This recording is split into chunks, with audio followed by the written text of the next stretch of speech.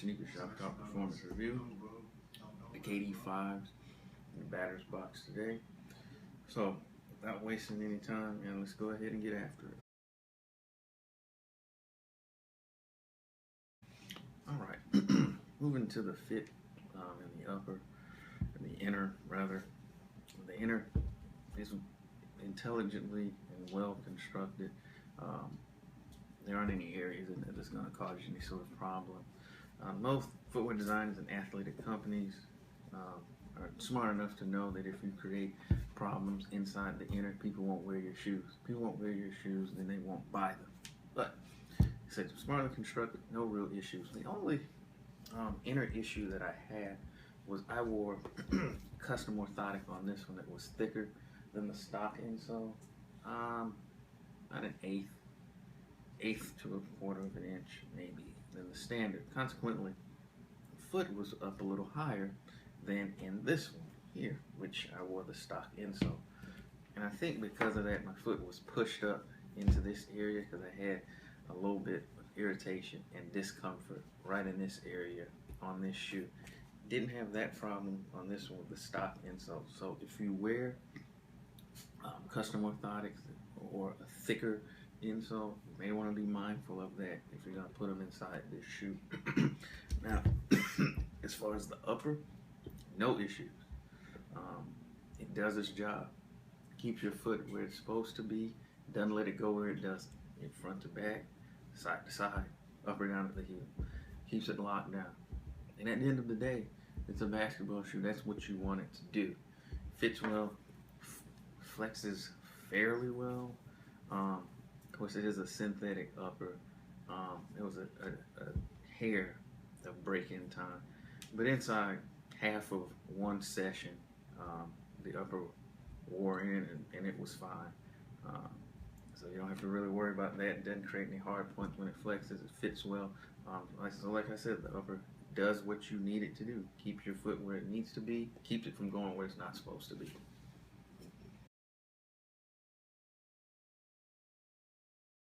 Alright, cushioning, pretty straightforward. Phylon midsole, 180 airbag in the heel, Zoom Air in the forefoot.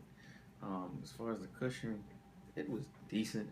Of course, though it has gotten better with time, there's a break-in time with the Phylon because particularly the forefoot, the first few wearings of the Zoom Air was not that perceptible.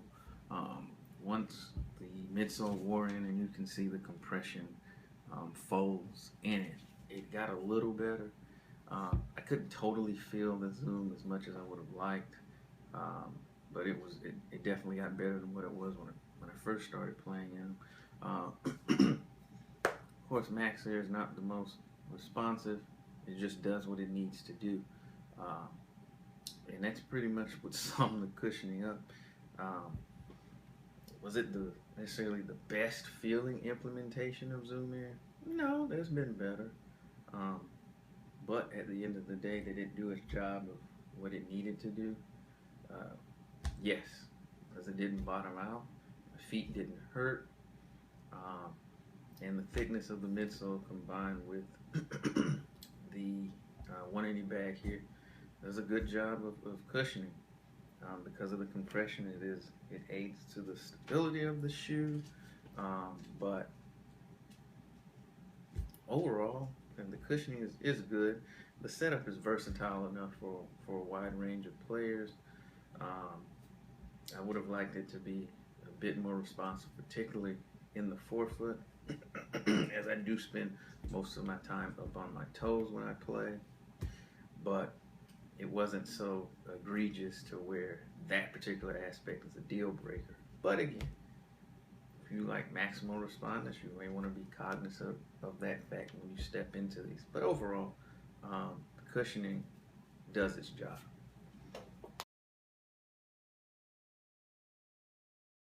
All right, down to the traction here. Of course, you've got the series of pentagons here, so it's not anything traditional like a herringbone style traction. But nonetheless, man, it does a really good job. It actually sticks to the floor despite the rubber's actually kind of stiff.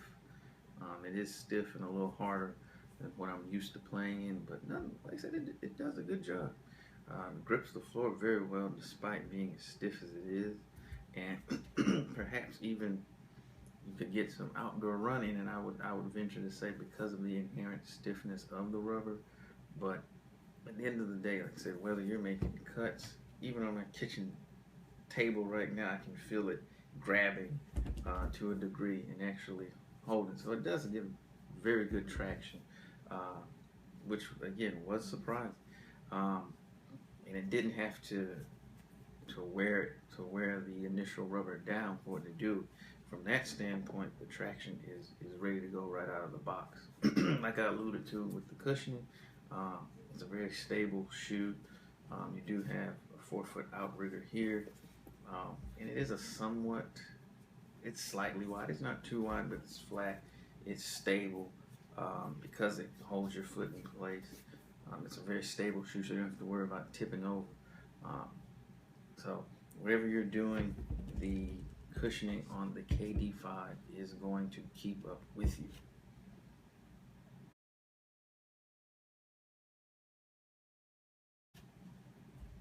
In closing, the KD5 is a shoe that it's very straightforward. Does what you want it to do. It offers good fit, offers good, decent. Well, let me say decent performing cushioning, but not necessarily the best feeling cushioning. Offers good traction. It clocks in a little bit under 15 ounces, so it's a somewhat lightweight package. It holds up very well to wear, as you can see. That is one of the advantages with these synthetic uppers. It holds up extremely well to wear, so you can beat these up a little bit. You don't have to worry about really them tearing up on you. And it really it does what you need it to do. It's a very straightforward basketball shoe. Word of caution, say if you wear custom orthotics, thick ones, you may want to be mindful of what I touched on earlier with some of the inner issues there. If maybe you want something where your foot feels a little closer to the court, or you want more responsive feeling cushioning, you may want to investigate these a little more thoroughly, try them on extensively before you decide to either purchase them or take them onto the court. This is a shoe, like I said, literally 1 through 5 can wear this shoe, and I say that with confidence. And this good performing shoe, and you can probably get it right now for a decent price, maybe eBay or wherever you may stumble into an outlet and find some on occasion. But KD5 is a good performance shoe, and it does what you need to do on the court. So I think I'm going to stop rambling and end this review. But thank everybody for watching. Be sure to like, comment, subscribe. Definitely head over to the website, sneakershoptalk.com. We'll have for those of you who still read, a write-up about these, and we go into a little more detail, talk about some things that we don't do on the videos. Definitely head over there and check that out. And this is going to conclude this review of the Nike KD5. Thanks everybody for watching. Peace.